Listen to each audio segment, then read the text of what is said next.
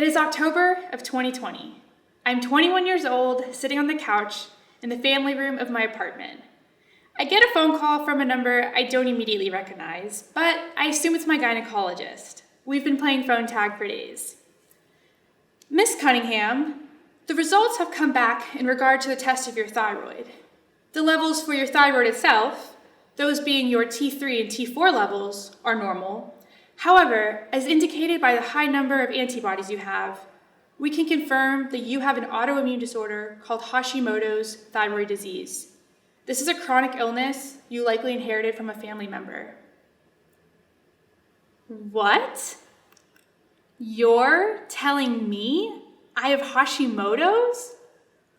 What does this even mean? Well, your immune system thinks that your thyroid is a foreign, threatening object and continually attacks it. She continued to tell me that the average person has antibody levels of about 14, while mine were 226. I chuckled to myself with pride. Out of all the places to surpass my peers and get a high score, this is where I would do it. I'm sure the medical assistant who called me that day was taken back by my happy and excited tone, but it was true. I was happy.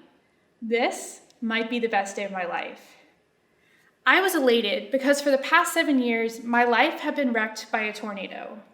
From ages 14 to 21, I experienced severe symptoms to extreme degrees. And that tornado lived inside of me. I faced the lows of depression on a constant basis. Panic attacks where lightning would strike my bloodstream and send fast electrical currents through my veins were simply the norm. In a moment's notice, a hot flash could arrive on my skin and make my face feel like the surface of the sun. The stomach that once belonged to a young, healthy girl now threw up consistently without any clear reason and suffered a laundry list of GI issues. Even doctors didn't know what to do. I grew up a really happy kid, but before I knew it, my once calm mind became riddled with obsessive thoughts and anxious feelings. 2 weeks of every month, I would fall into despair like a sinking ship. This ship would flood with suicidal thoughts and episodes of sobbing and hopelessness due to a chaotic hormonal imbalance. Mental health specialists didn't know what to do with my wild hormones or stomach problems, let alone find a successful treatment for my emotions.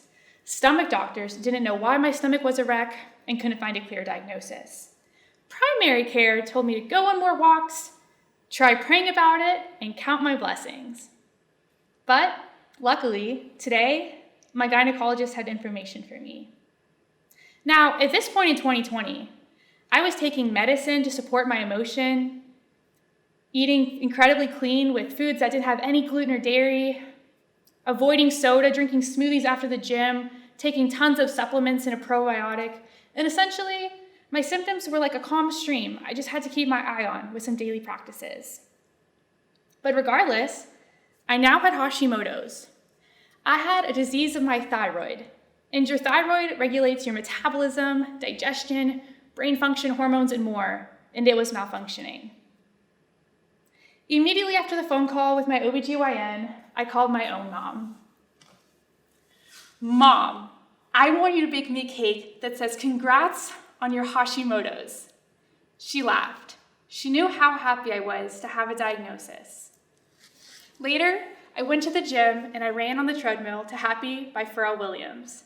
After a 7-year battle, I had a diagnosis.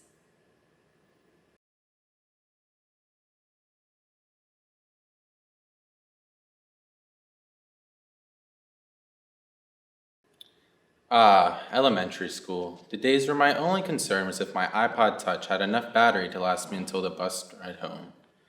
It was a long and dark bus ride, but luckily I had Pocket God and Temple Run downloaded on my iPod, so it went by fast. Arriving at New Eagle Elementary School in Pennsylvania, I had on my white G-Shock watch, my custom Nike ID shoes, my John Hopkins lacrosse shirt, and my Flow Society shorts. I was truly swagged out.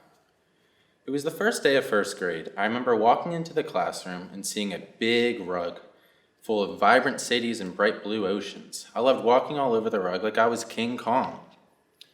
However, today was the first day of first grade. Our teacher wanted us to meet with 4 other students. I was very anxious but really excited. I remember talking to Jack about activity. God knows what us 6 to 7-year-olds were talking about, probably kickball or wall ball. And all of a sudden, we sat at our desks. I met with Jack, Jamia, and Henry. I remember talking to Henry about the upcoming spelling quiz, and all of a sudden, I felt a painful yank on my arm. Ouch! It was Jack. He was sticking mechanical pencils on the hair on my arm and pulling on it. I immediately turned red in the face and began comparing my arms to other boys' arms throughout the class. Realizing that I was the hairiest, I acted like I did not care. As soon as I got home, I ran up to my dad's office. Dad, why am I hairier than everybody else? He said, Matt, son, you are Italian. You should be proud. You have Italy in your blood. I have hair everywhere.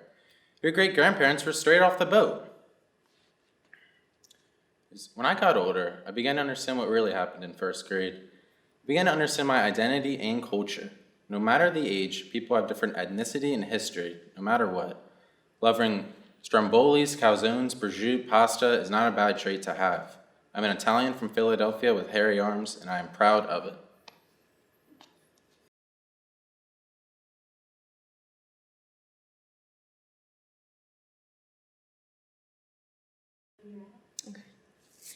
For the 6th month in a row, I'm lying on the floor in fetal position, screaming from the pain of what feels like a knife twisting in my lower abdomen.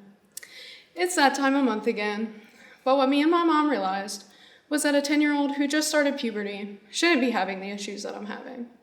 So we go to the doctor, just any old OBGYN that my pediatrician recommended to us. But to my dismay, it was an old white man. It was so embarrassing, it was like talking to my dad about my personal issues. After consultation and closer examination, it was determined that I had polycystic ovarian syndrome, or PCOS. The man explained that I had cysts growing on my ovaries, and that was what was causing my extreme hair growth, my whacked out hormones, my insanely painful periods, and being classified as overweight.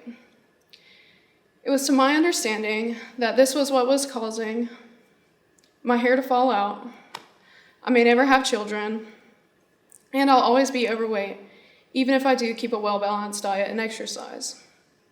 I also will never be as feminine as a normal girl because one of the symptoms of the syndrome is overproduction of testosterone.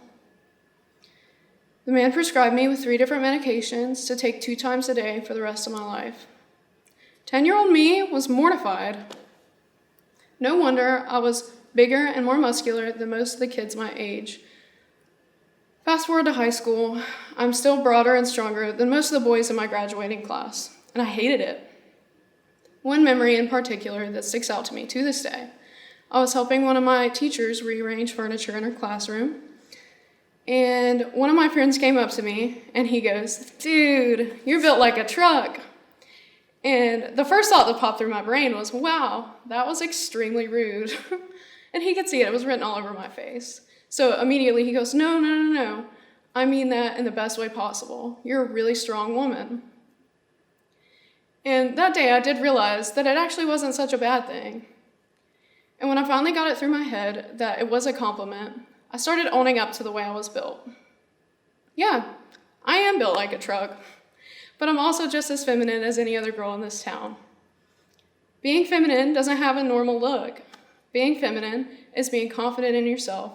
It's loving yourself, and it's taking care of yourself. And when I realized that you can be feminine and still keep up with the boys in the gym, my insecurities quieted.